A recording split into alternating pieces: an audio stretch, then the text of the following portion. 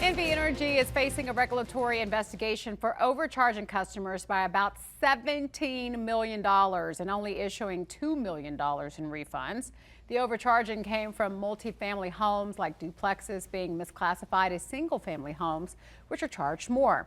The Public Utilities Commission of Nevada, which oversees NV Energy, now calling for an investigation for allegations of this overcharging the customers, and possibly this could date back to 2001. Nearly 60,000 customers we're talking about affected by all of this. So what are the regulatory rules when it comes to what utilities like NV Energy charges? What happens with refunds to customers, and what should we expect from the Commission's investigation? Well, here to discuss it all, we have attorney Matthew Hoffmann from Battleborn Injury Lawyers. Matt, as always, thank you so much for joining us.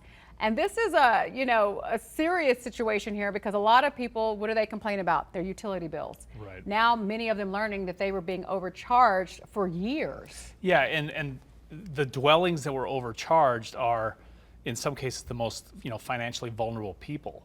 You're talking about seniors, people in low-income housing, apartment complexes, things like that.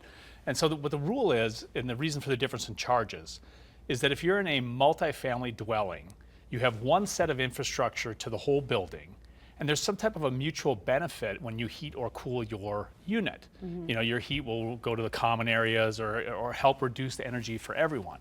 So you're charged a base rate that's left, any less than normal. It's like $8 to $18 is your base rate. But a single family home, your infrastructure only serves you, and your heating and cooling only serves you, so you pay more, anywhere from $18 to $45, depending on the size of the house, and then usage above that.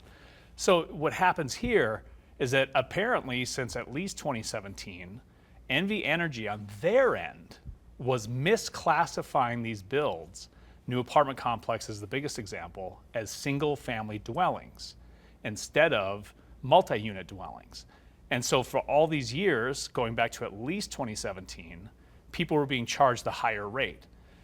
It gets discovered, and NV Energy says, hey, sorry for the mistake, here's a refund for the last 6 months. And some homeowner said, well, it was 6 months? You've been overcharging me for years. Right. They complained, and it's got in front of the Utilities Commission, and now they're asking a lot of questions. Yeah, because they doled out, as we mentioned, $2 million in those refunds, but actually overcharged and made $17 million. That's a big difference. It's a huge difference, and the problem is this: what NV Energy did, there's a rule on the books. They're governed by the Utilities Commission because they are a monopoly. They're just a legal monopoly. Mm-hmm. But it's a privately held company. It's owned by Berkshire Hathaway. We have no choice but to use them. So obviously you need to have a government entity making sure they're not gouging us. Well, there's a rule in place to protect NV Energy if we consumers screw up and we put multifamily, but we're actually a single family dwelling. In that case, or vice versa, whatever. But if we screw up and we go to NV Energy and say, hey, you've been overcharging me, they say, well, you made the error. Here's a refund for the last 6 months. That way they don't have it in perpetuity. They use that rule for their own mistake. Right. And they didn't even report it to the Utilities Commission. That's a big problem. That's a big problem. And we're talking about 60,000 people overcharged by at least $17 million.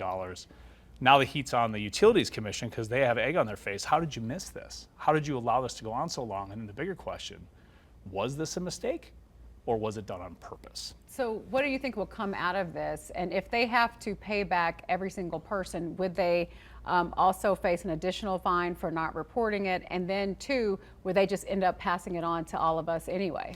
Well, they can't pass it on. Okay. So the Utilities Commission, they're the ones facing the biggest heat because they regulate all this. And they have to approve any rate increases. So they can't just say, hey, we sponsor the power play at the Golden Knights game, we want to pass that to consumers. Utilities Commission would say, no, you can't do that. Okay. But I think that we're going to see a lot more increased regulation by the Utilities Commission because there's a lot of heat on them. Do I think that it's going to get broken up and we're going to have more energy choices? No.